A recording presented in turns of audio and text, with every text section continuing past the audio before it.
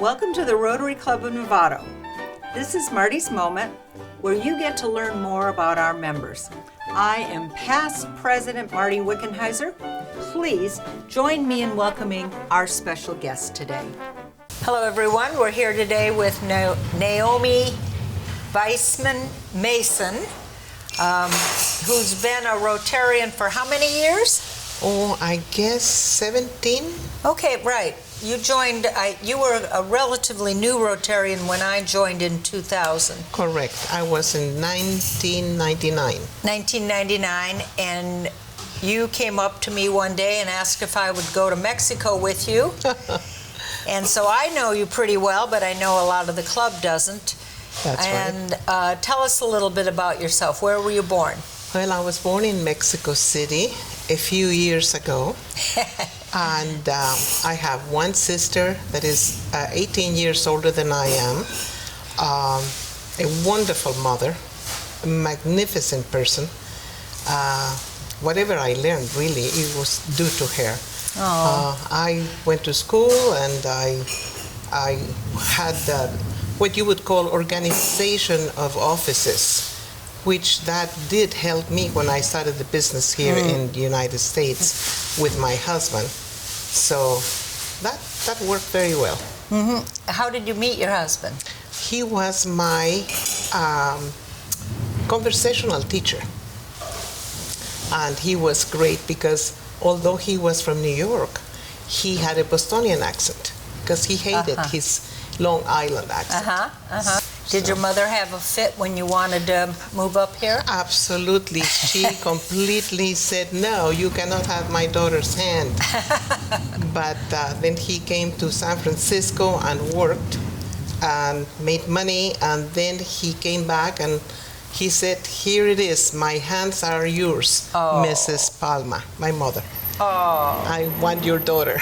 Oh, cute. So we pretty soon got married after that. And the two of you started a business together here? Yes, we came here because he had a job waiting for him here. And I saw that he had so much, well,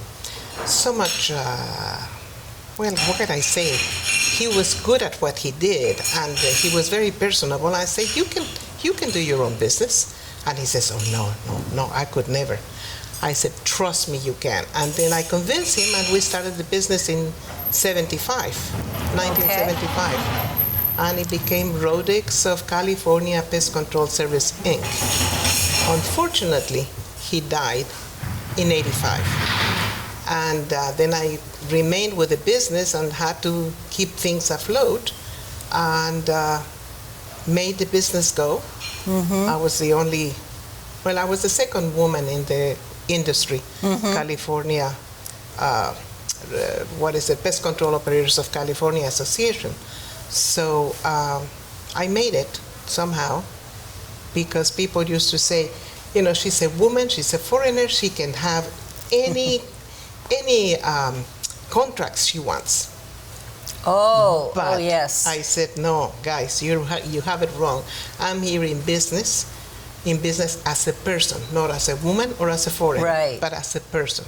And so I did get some respect and continued in the business until I sold it in the 1995. Became a consultant for 2 years, and in the midst of that, I married Jerry. Jerry, yes. My now husband, Dr. Jerry Mason. And so this is kind of my life now. Yes. I married my daughters and have them out of the house and continue traveling. Yeah, you have 2 daughters. They're both very different. Very different. From each other. They are, but they are wonderful. Both of them. Love them both. Each one different, but wonderful. Love them both. Yeah. How did they turn out so different? Same mommy, same daddy, right? Right. 5 years difference. That's what also made the difference because it was like I had only daughters.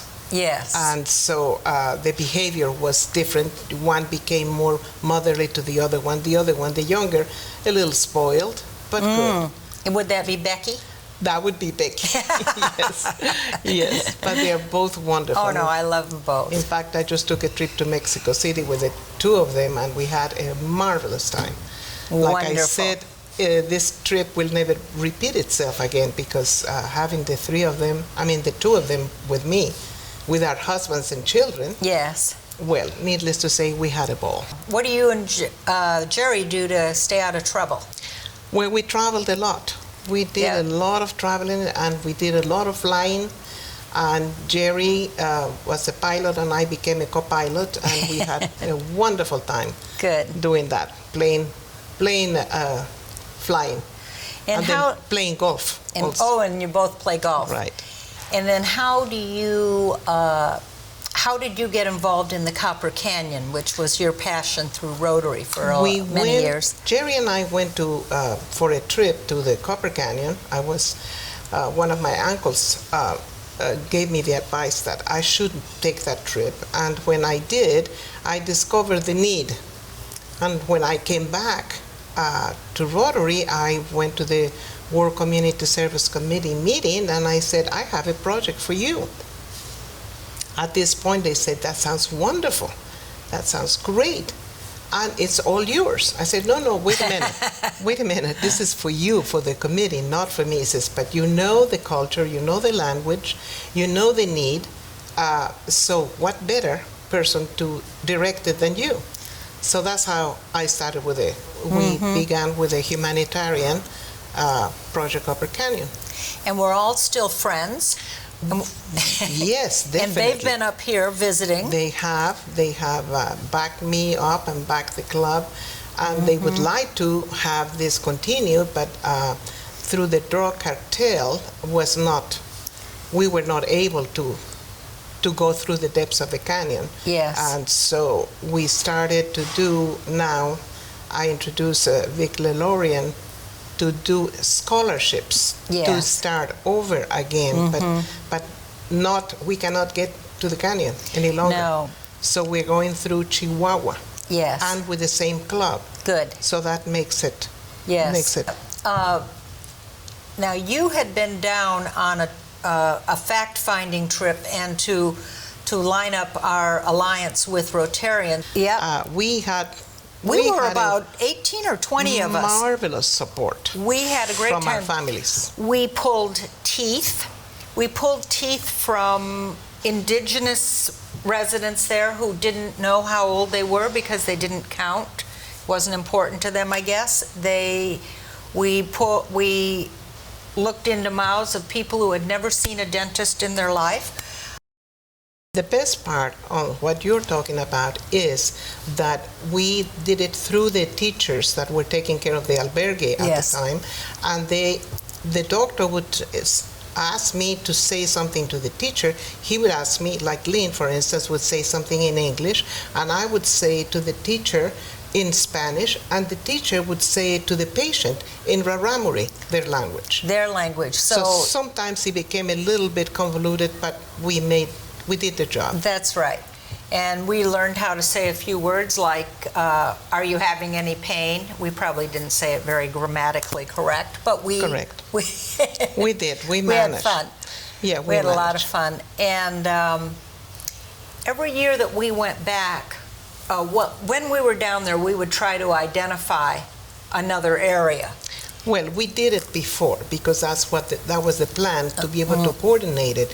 The canyon has, I would say, maybe 60 or 70 albergues, which we did only 2 a year.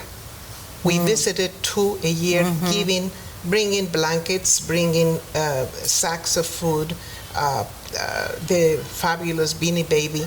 Oh, right. The blankets.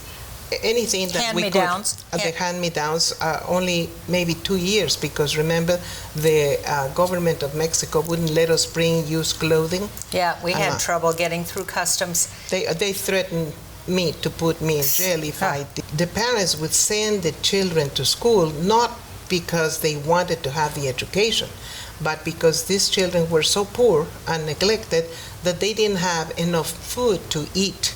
Not enough clothing to have. So therefore, they would send them to the albergue. And at that point, they would stay there for perhaps 1, 2, 3 weeks, perhaps 2 months, because it was so far to travel back that it was not possible. Right. So that was the sad part of it. We were grateful to have all the support from our club and other clubs as well, in a monetary way and goods. So we were lucky to have that. Mm-hmm. But the best part for myself, if I may tell you, I just happened to have a heart on that. The first matching grant that I worked on, it was to be able to bring water to one of the albergues where they were getting sick. Do you remember that? I do. They were getting sick and they were dying of dysentery or other sicknesses, and they would say, well, why would you let this happen? And they say, well, that's the stream, and that's where the animals go, and that's where they wash clothes, and no sense. So we did the matching grant. That was the first time they had clean, potable water. Right. And that to me was the first light at the end of the tunnel. Right. Our first matching grant. So then other matching grants came. They were difficult. Rotary International was very strict, and we tried to manage that. I think we did 4 matching grants for water. So that was, I think this club should be very proud. Oh, yes. What we did. Yes. In those years. Yep. Too bad we cannot continue doing. I know. But maybe the scholarships might be able to bring something. Yes, if you believe education is the key, and a lot of the teachers at the albergues had actually grown up in the Barrancas. That was the best part of it, that you could see that these people actually come back to help their own people. Yes. It is. I think that's terribly important. They do not leave and abandon them. They see the need. And by the way, I was in Mexico City visiting the Museum of Anthropology and with my daughters, and we were outside just getting some refreshments, and then my daughter looked down at those people and looked at their feet, and she said, I know those sandals. And my daughter recognized the Tarahumara sandals. And then she looked up and she says, are you from the canyon, the Copper Canyon? He says, yes. Are you Tarahumaras? My daughter was so excited. She said, yes. Oh, I am so happy to meet you, to see you. And so we invited them for a bite and for a refreshment. And they told us that they were in Mexico City doing some seminar. But that was, they recognized the names of the people that we traveled with in Chihuahua and the people that were Huachochi. And oh my gosh. Oh my gosh. It was so exciting to see the people, the actual grown-up girls doing this. Wow. It was exciting. Yeah, well, we have some good pictures, and you'll never forget Bert's airplane ride down there. Right. This is the part where this club was so magnificent. If they couldn't do it one year, they did it the next year. Yes. If some couldn't do that, they would do other things. So we were very fortunate. Well, thank you so much, Nohemi. We love having you as a member, and so I'm sure everybody appreciates seeing that how much is involved in this woman's life and what she's added to our club. So thank you so much. I thank you. It's a privilege. And you may be next.